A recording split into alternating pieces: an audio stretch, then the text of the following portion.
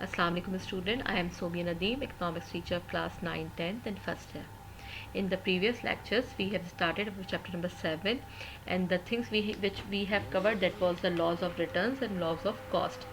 कौन कौन से लॉ हम डिस्कस कर चुके हैं? That was increasing return, diminishing return, increasing cost और डिमिनिशिंग कॉस्ट। आज जो हम लॉ डिस्कस करेंगे that is the law of constant return. ठीक है, लॉ ऑफ कांस्टेंट रिटर्न को लॉ ऑफ कांस्टेंट कॉस्ट भी कहा जाता है। जिस तरह मैं आपको पहले लेक्चर से बताती आ रही हूँ कि जितने भी रिटर्न्स के लॉज हैं उनको अगर इन द ऑपोजिट सेंस में देखेंगे तो वो आपके पास कॉस्ट के लॉ में कन्वर्ट हो जाते हैं।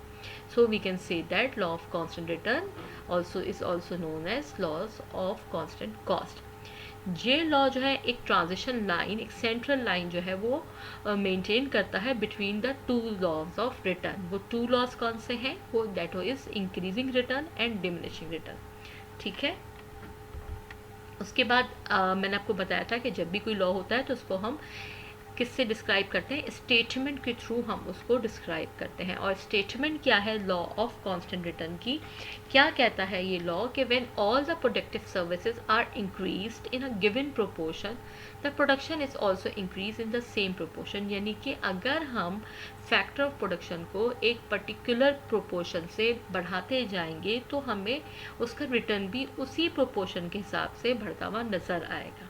ठीक है, इसको हम इस तरह भी एक्सप्लेन कर सकते हैं कि अगर किसी भी फैक्टर की क्वांटिटी को इंक्रीज़ कर रहे हैं हम पर्टिकुलर किसी भी परसेंटेज के हिसाब से, किसी भी क्राइटेरिया के हिसाब से उसका प्रोपोर्शन बढ़ाते जा रहे हैं तो output will also increase in the same proportion.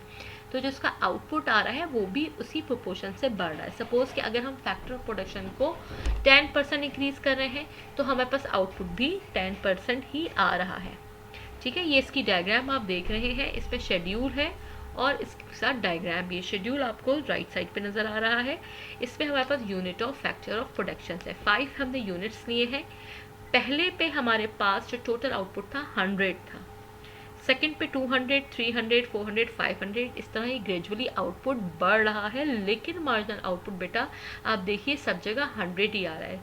Lecture first से मैं आपको बताती आ रही हूँ कि मार्जिनल आउटपुट कैसे निकलता है।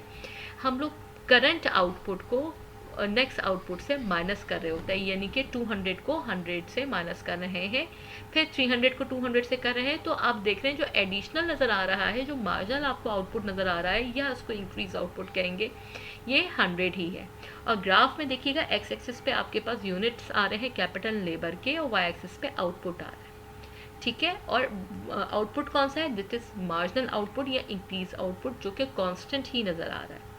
ठीक है, जो कि 100 ही है, तो इसीलिए ये स्ट्रेट लाइन के थ्रू शो कर रहा है। इसके बाद law of constant cost, as I told you कि लॉ ऑफ कांस्टेंट रिटर्न जो है वो लॉ ऑफ कांस्टेंट कॉस्ट भी होता है, क्योंकि इसमें सेम प्रोपोर्शन से आपके पास मार्जिनल आउटपुट बढ़ रहा था, इसीलिए कॉस्ट भी इसके हिसाब से ही इंक्रीज करेगी, इसीलिए इसको लॉ ऑफ कांस्टेंट कॉस्ट कहा गया।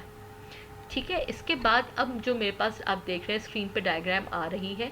ठीक है, ये तीनों लॉज की एक तरह से मर्ज कर दिया गया है।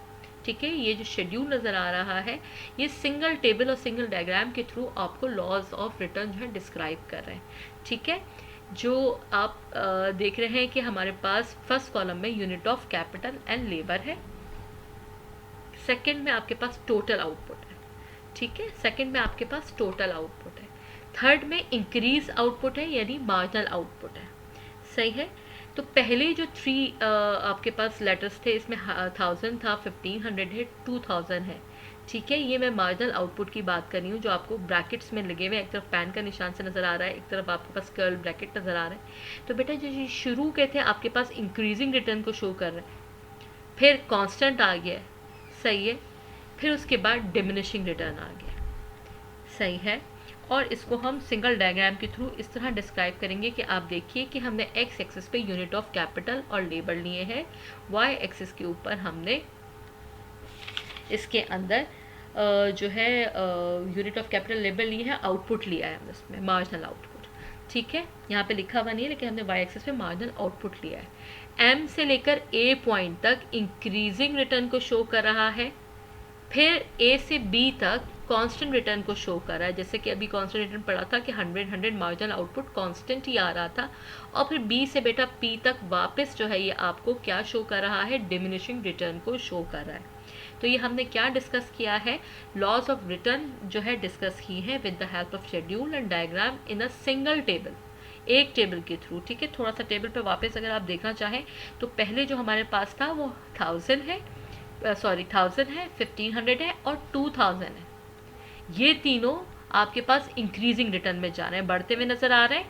फिर 2500 और 2500 ये आपके पास कांस्टेंट में, जो बुक के कर्व्स लगे हुए वो थोड़े से गलत लगे हुए, तो पेन के जो है उसको देखिएगा, 1000, 1500, 2000, these are going in the increasing return. उसके बाद 2500 और फिर 2500 ये आपके पास कांस्टेंट में आ रहा है, और फिर 2000 से 1500 डिमिनिशिंग रिटर्न में जा रहा है।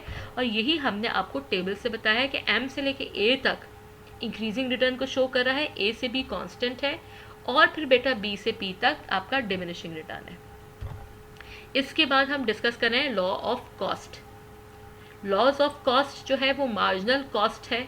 ठीक है, इसके अंदर आपके पास 4 कॉलम्स नज़र आ रहे हैं। पहले पे आपको कैपिटल और लेबर के यूनिट्स है, फिर इसके बाद यूनिट ऑफ आउटपुट है, फिर टोटल आउटपुट है, और फिर बेटा मार्जिनल कॉस्ट है। ठीक है, तो आप देखिए मार्जिनल कॉस्ट पे ही हम लोग डायरेक्ट आ जाते हैं। पहले 100 थी, फिर 71.42 हो गई, 62.50 हो गई, यहाँ तक ये डिक्रीजिंग कॉस्ट में गया है। उसके बाद 55.55 और फिर 55.55 कांस्टेंट कॉस्ट को शो कर रहा है। और बेटा लास्ट के जो 3 है, जो कर्ल ब्रैकेट्स बने हुए हैं, 62.50, 71.51, सॉरी 71.42 और 83.33, ये आपको इंक्रीजिंग कॉस्ट में शो कर रहा है। ठीक है, इन सबको हमने अलग अलग पहले डिस्कस किया है, अलग अलग शेड्यूल के जरिए, अलग अलग टेबल के जरिए। अब इधर आके चूंकि चैप्टर का एंड हो रहा है, वाइंड अप हो रहा है, तो इसको सिंगल टेबल में बेटा मर्ज कर दिया है। ठीक है, इसको सिंगल टेबल में मर्ज कर दिया है, और इसी तरह से इसकी डायग्राम को भी सिंगल हमने डिस्क्राइब किया है। आप देखिए कि नीचे जो है आपके पास यूनिट ऑफ कैपिटल और लेबर है एक्स एक्सिस पे, और मार्जिनल कॉस्ट है आपके पास वाई एक्सिस पे। ये डायग्राम आपके पास बुक में 177 पेज पे मिलेगी। ठीक है, फिर मैं बोलूँगी ये कहाँ से बन के आ रही है, जो हमने अलग अलग सारे टेबल्स और सारी डायग्राम डिस्कस की हैं, उनको सिंगल शेड्यूल में और सिंगल डायग्राम में मर्ज किया है।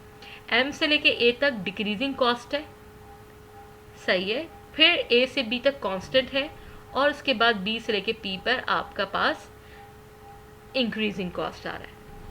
यहाँ पे चैप्टर हमारे पास वाइंड अप होता है, ख़त्म होता है अल्हम्दुलिल्लाह। ठीक है, इंशाल्लाह हम नेक्स्ट क्लास से चैप्टर नंबर 8 स्टार्ट करेंगे। तो आई होप कि चैप्टर आपको अच्छे से समझ में आया होगा। फिर भी इसके बाद भी किसी को कोई प्रॉब्लम है तो यू कैन कंसर्न मी, आप आके स्कूल मुझसे मिल सकते हैं। कोई बात है तो आप मुझे मैसेज पे कंसर्न कर सकते हैं, बात कर सकते हैं। Thank you.